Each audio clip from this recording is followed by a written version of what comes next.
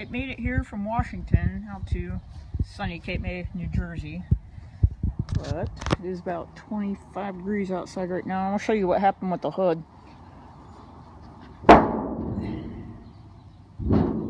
At some point during the travel, they dropped something on the hood, or they probably closed the ramp down on it, because it was one of only 2 vehicles that were on that truck the whole way out here, and didn't have that damage before.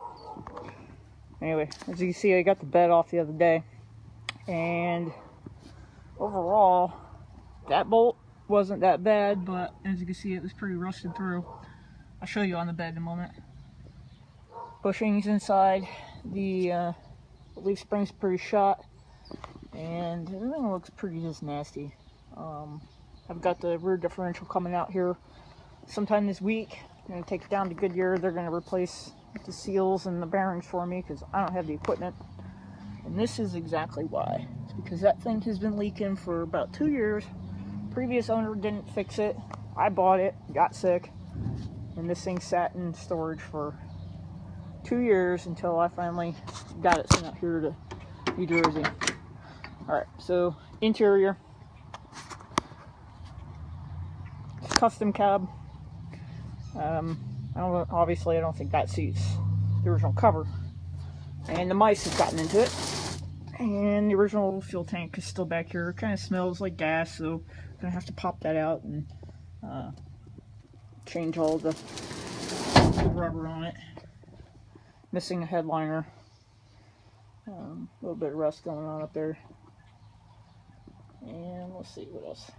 Obviously no radio. I don't think they've ever had a radio in here. Glove box, pretty shot in the inside there, but at least it works. Oh yeah, I'm gonna go around the other side. Oh yeah, I'm gonna show you this too. Floor. At one point they did coat the floors, but it looks pretty bad right now, so I'm gonna have to go ahead and chop those out. And let's see.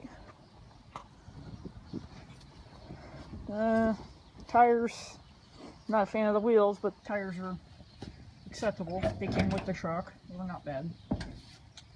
Oh yeah, right here on the knob.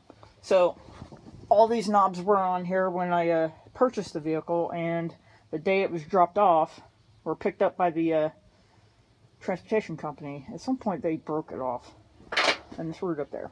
So I gotta fix that or buy a new one. Driver floor doesn't appear as bad as the passenger side, but yeah, I'll probably chop that one out and replace it too. Windows, they leak. Door seals, look how bad those are. Okay. Faceplate, I mean the warranty number plate. I'm gonna pull these carpet things off.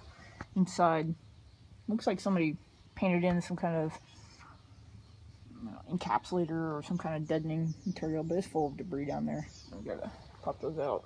And yeah, I don't even know if the seat works. Park brake works though.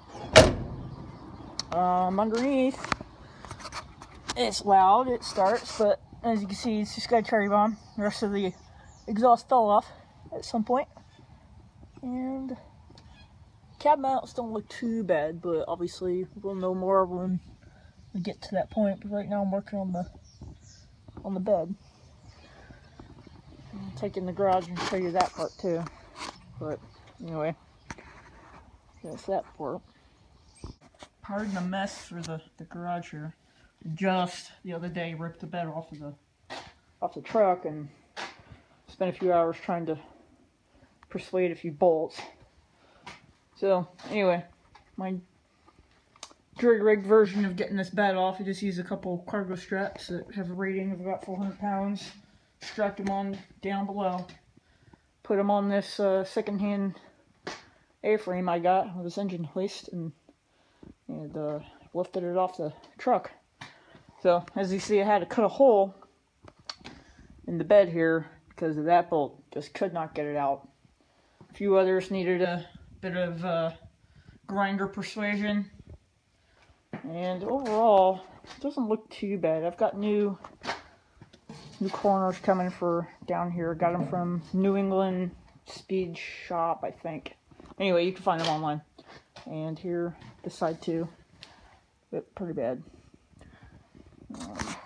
Underneath. Was undercoated at some point. But as you can see, if you look at the bed, it's warped. It's pitted real bad. Rusted through up front. Overall pretty straight. You know, it doesn't appear to have a lot of Bondo shoved in there. But I'll find out here soon enough when I go start stripping off the paint. But here you go. This is that forward driver bolt area that was rusted straight through. As you can see, the support for below is pretty much gone too. Yeah, here's another thing I saw when I got the truck back, because this 2 years ago was not there.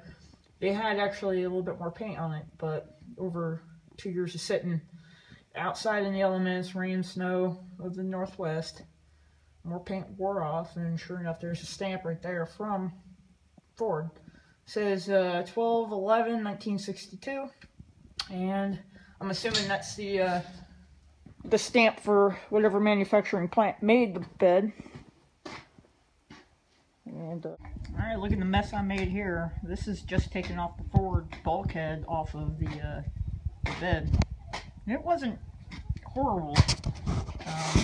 As you can see right here, you have to drill out all of the spot welds. The only really good piece of metal I have on that flange is like right here. But it looks like we have to replace it all, because as you can see on the bottom, I'm missing the entire section. It just rotted right off. And then you can see right through there. The worst part's right where the wood blocks were. Right here, there's one wood block still. It's in, I guess, oak, and then there used to be one right there. So all this piece right here has to be cropped out to good metal. I gotta find that, and then looks like in there somewhere. Gotta pull all that off. Obviously cut that piece out. And the rest of this is pretty solid for the Ford crossmember. But, yeah. Thankfully, all the spot welds on this side let go, because that saved me a good hour of work. But anyway, off to cleaning up, and I don't know, it's a little after 4, so I might just call it quits and go to eat dinner. Alright, as you can see, I've got the bed standing up on its tail end. Straps, they're not really holding it up. If anything, it's just keeping it from tipping over. I put those into the overhead. Keeping it standing up, it's going through some support bolt holes right there. And then on this side, I just kind of clipped them in to the 2x4 stake pocket there. This is just to keep the bed from falling over while it's standing up on end. To put some movers blankets down, just to cushion the ground there. I thought this was pretty interesting that, you know, with all of the rust that came out, filled up that entire bag. It's probably a good couple pounds. But why I put it up on ends, because I'm really not sure what I'm going to be doing about this. I'm probably going to get some square tubing from one of the local metal supply stores and just replace this entire thing. It's supposed to be kind of a C shape. Well, right now it's mostly just 2 pieces of metal barely held together by rust. And if I go and try to take all that off, this whole thing could probably just fold on it. So for right now, I've got it standing up. I wanted to take a look at these too. The center one and the rear one.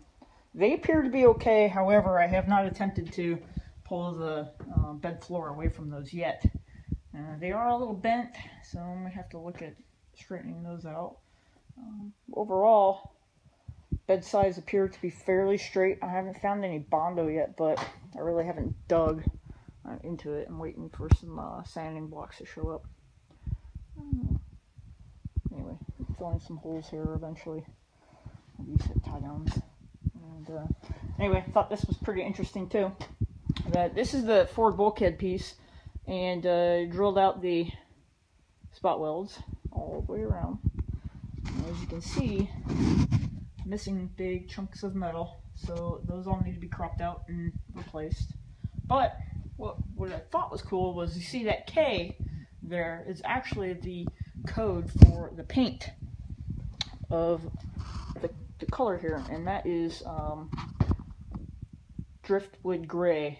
So I actually kind of would like to repaint it driftwood, and I don't know, I need to obviously do a lot of body work first before I think about doing paint, but you know, that's what I gotta do. And this says 7-1, and on the back side of the cab outside, it says 7-1 in the same spot. So obviously they had, you know, tagged the truck cab and the bed as they were going down the assembly line to make sure that they were going together properly. But anyway, I did some cleaning up in the garage a little bit because it was just a little crazy. Fixed my sawhorses back here. They're still pretty crappy though. They're not as sturdy as you would think. I put screws in them. I even put cross pieces on the bottom there just to help hold them up, but really crappy. I'm not pleased with 2x4. Maybe it's just operator error, I guess, but not a fan. Anyway, this is the mess I have going on right now, so I will go ahead and close off, and I'm going to go in and wind down for the night. Bye.